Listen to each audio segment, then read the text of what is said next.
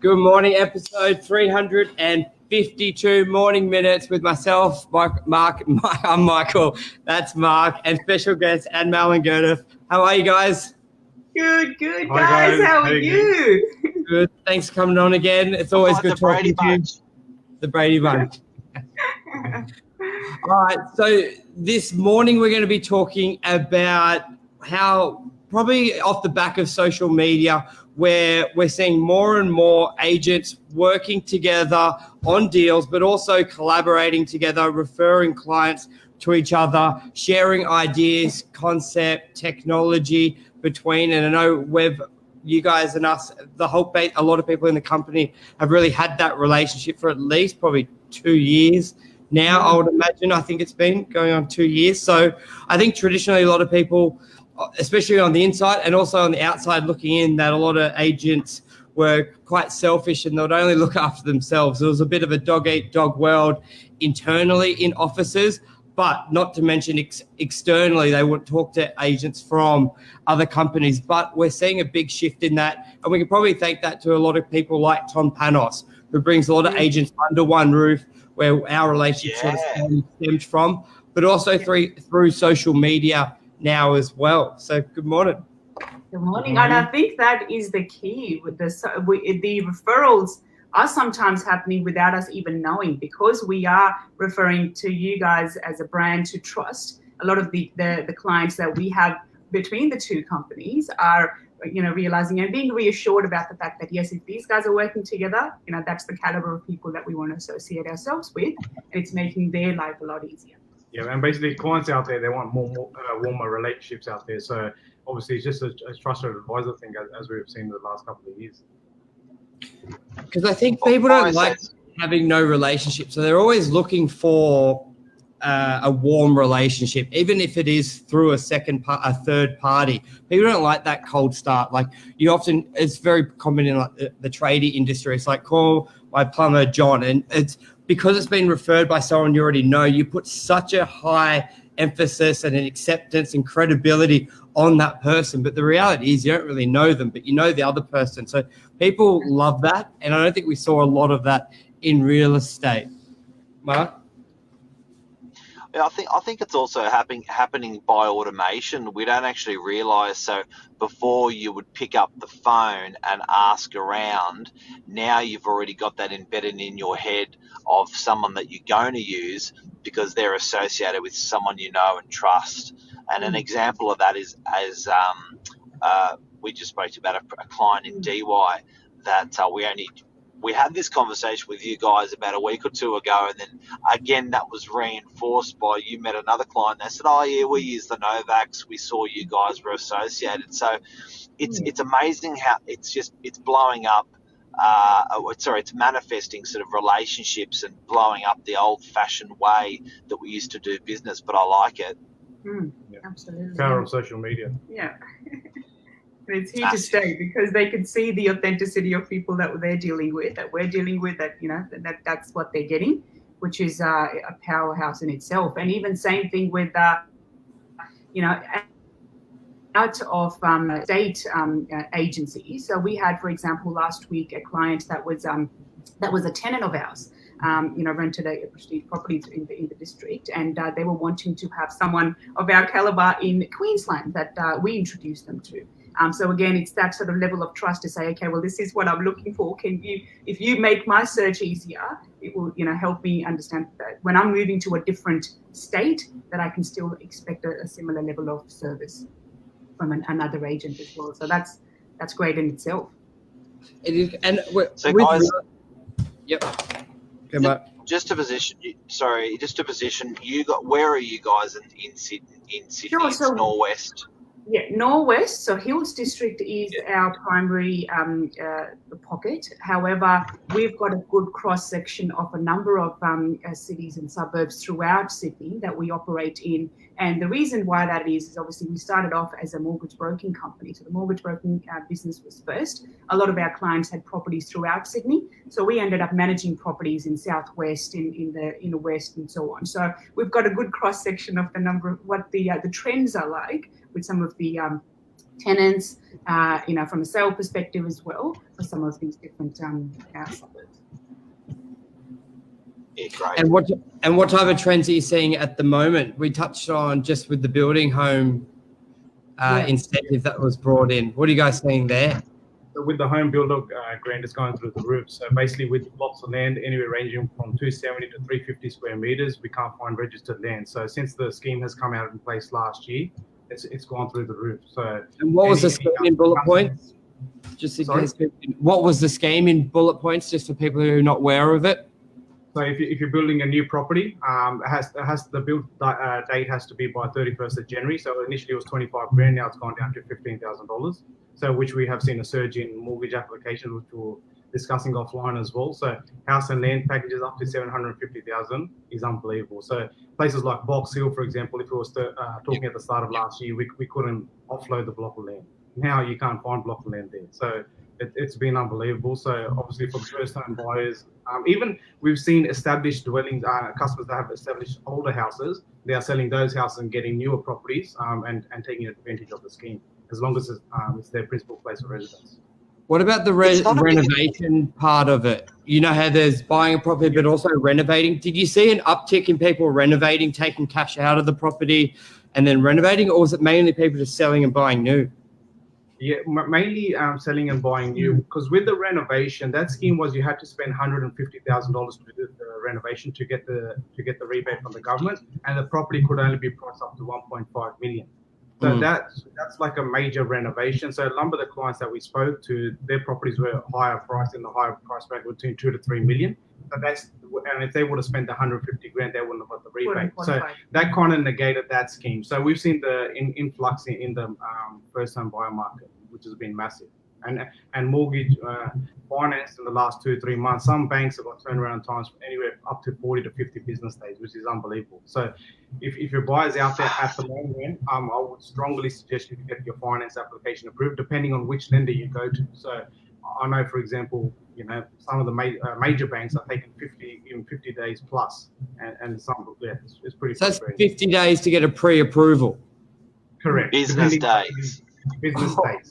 And sometimes if the information is not provided up front, if there's a second or third touch involved, it could take up to 3 or 4 months. So just be mindful out there and speak to whichever mortgage broker you speak to, just to make sure you know the turnaround times.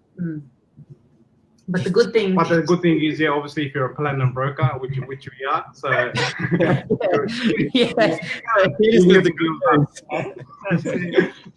depends who you're talking to. So that just highlights the importance of knowing who to speak to, especially that there's a lot of customers who still just walk down to the bank and they don't know what a broker is, don't value a broker, more the understanding. They could be walking into a place that will tell them it's going to take them 6 weeks to get pre-approved, and they think that's normal. And they think that's the golden rule. Because if CommBank tell me it takes 6 weeks, I just assume that's normal. But then you speak to a broker, you're like, well, out of the 50 people who can do a deal, it's normal for 6 who basically don't want to give you money, but then there's 20 that could do it in a few days if you're at that level. So it just highlights the importance. Mark, what were you going to say? You were going to jump in. I can't remember. Gurdev, say that again. Sorry? Yeah. Also, I think why the turnaround times have blown out is because the number of the cashback campaigns that are on offer from the major banks, ranging from up to $4,000 per refinance. So there's a couple of banks out there that are giving $2,000 to $3,000 per property. So if you have 5 or 6 properties, that's a major cashback boost you got, plus you're getting extra interest rate on the market. So a lot of customers are looking at the current interest rates as well, just to make sure they get the best deal, rip equity out so they can buy the next property. Do you have to change bank as well? You have to definitely change. If you guys told me we're going to be getting, if you guys told me the banks were going to be giving cash back 10 or 20 years ago, I would have laughed. I find it just amazing they're doing cash back. Big 4 banks. Banks are hungry at the moment. And you're talking about assessments as well, people getting more money. We always love to hear that. So do you want to go through that? Yeah, so the assessment rates have been quite high. So it's been with a 2.5% buffer on top of the actual interest rate normally, which with the interest rate was the assessment rates earlier last year were up anywhere up to 7.25%. So even though the interest rate was 3.5%, the customer had to service their loan on 7 to 7.25, which was killing the serviceability. Now the assessment rates over the last year have come down considerably. There was another change end of last year, which we have seen borrowers being able to borrow more than they would previously. So basically, if they could borrow X, Y, Z, now they can borrow 50 to 100, 150,000 more, which can potentially get them in their dream home, which thought was out of reach previously. So we've seen that as a massive game changer as well. So we're doing serviceability on a number of our clients, which previously thought they couldn't buy that property. And that's huge. Yep, go Mark. I'll let you. For anyone who remembered the legislation last year, there was a big announcement made by the Reserve Bank saying that they were going to be easy. Everyone had a bit of a laugh and said that's not going to happen. By the time it is, it'll be maybe a year away. That was about mid-year, but you're saying in about November you started seeing that really free up for people, and you're saying that if you've had an approval mid-year last year, you most likely will get more money out of the banks if you resubmit now. Depending on which bank you go to, 100%. Yep. And living expenses have been changing over the last couple of years as well. There's quite a bit of scrutiny on living expenses. But overall, what we have noticed, the serviceability calculators of most lenders has improved. And that's huge. Like for anyone that was looking, especially the first home buyers who are generally pretty picky for what they're looking to buy. And there's a lot of time where they're 10 grand off, 20 grand off. And it's not as easy to get. Like your answer, if you're off, is a bigger deposit or a higher income. Income's the biggest killer. I reckon it's the silent killer. People just think of what they're saving. They think of the grants. Like, put it this way, if you're traditionally, you do the $25,000 grant, 5% deposit. But if it's normally times 6, your wage is your loan, then you're really capped at, say, $400,000. And especially Northern Beaches, a lot of properties is basically start above that. So they can't necessarily save a bigger deposit, and the income, they may be entry level at their job. It's not as easy to go, hey boss, I need to get a raise from 60 grand a year to 20 grand a year so I can qualify for a loan of 450, 500. So I think it's probably a silent killer, which a lot of people overlook, that serviceability, that income ratio. So that's big. So you're saying from November last year, so that's not that long ago. Basically, anyone who tried to get a loan prior to end of last year should probably re-look at it and not have your heart broken if you just couldn't qualify. Yeah, definitely. I would double check with your bank or broker to get the serviceability correct. So, because you could get in the property they really want, which you couldn't get last year as well. Yes, Mark. Have people's changing patterns have significantly changed in the last 12 months? They're not travelling overseas.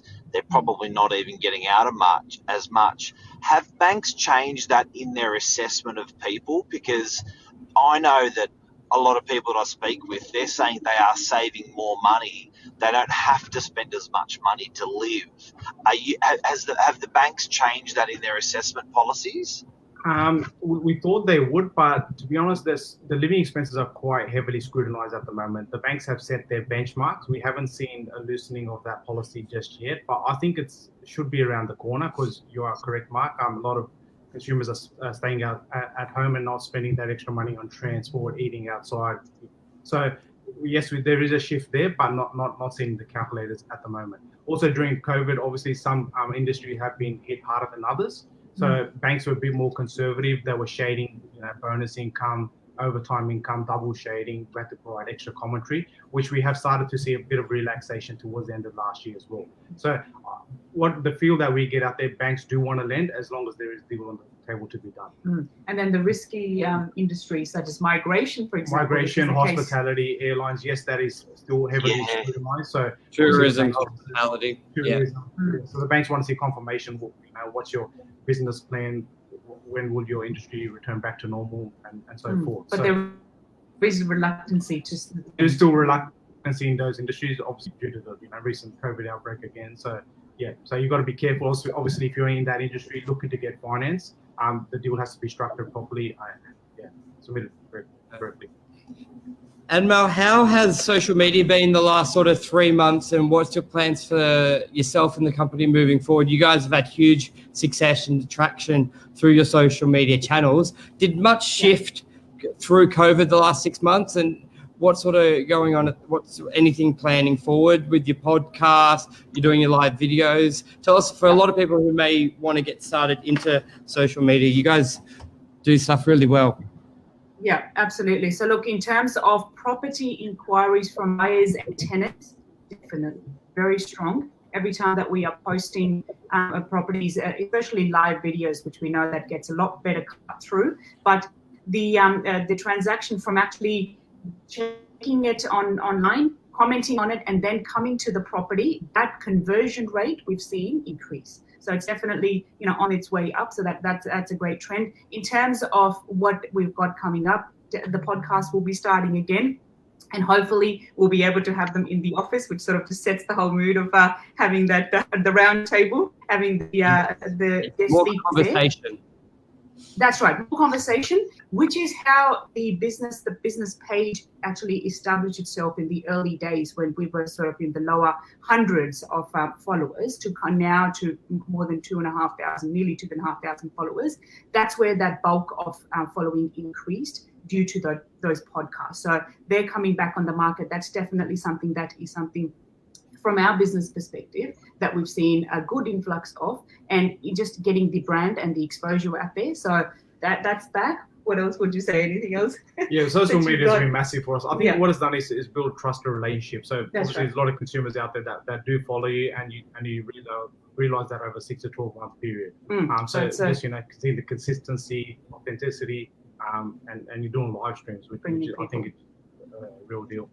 So so the main things that we've seen is that the conversion rate, because of the consistently putting these videos and photos and the properties up on social media, that conversion rate to coming into the open homes and then buying property has increased.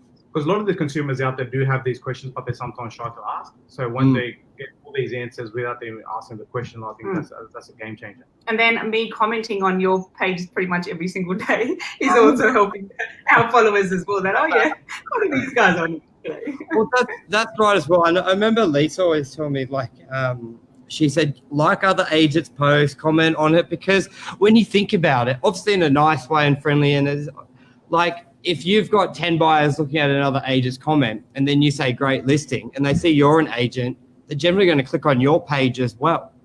So, and then they're looking that way. So, I think there's something wrong with that as well. And I reckon it's good. And we all want it. We all want that traction. We all want that momentum. Have you been using groups and Facebook Marketplace a lot?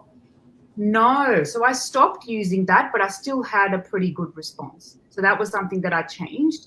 And the reason I changed was a lot of for example, for rental properties, some of the legitimacy of those comments they weren't the greatest. So I found better traction from those that were the normal posts that were being shared either on so not marketplace, but other groups that would be interested. So those, for example, first home buyers in Australia, for example, that group that's been as a powerful group.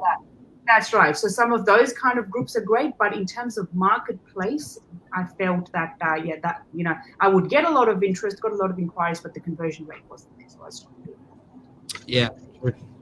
Anything else you want to add, Mark, or anything you guys, Anmol, Gurdev, anything else you want to add? We could go for so long. It's mindful. I know. When do you start? When do you stop? I think we've got a good amount in, really brief. Mr. Nova. I just want to say thank you for your support. You guys, I think our customers, we're in the northern beaches of Sydney, and I think that from our particularly online relationship that we've had with you guys, which is it's helped our customers, and I find that as agents, there used to be franchise groups when I started in real estate that used to help each other throughout the state, and I found that we've got this with you guys and some selected agents across the state in different areas. So we got our relationship to thank for that. We got online our social medias to thank. That's how we met. We got Tom Panos, most important, to thank for that. Probably the best real estate trainer in the country, or one of the best real estate trainers in the country. So it's a bit of a celebration. Thank you as well, guys, because it's we've only just begun. That's it. That's it. Long road ahead. All righty. Thank you, everyone. Thank you very much. Cheers. Thanks. See ya. Take care, guys. See ya. Bye.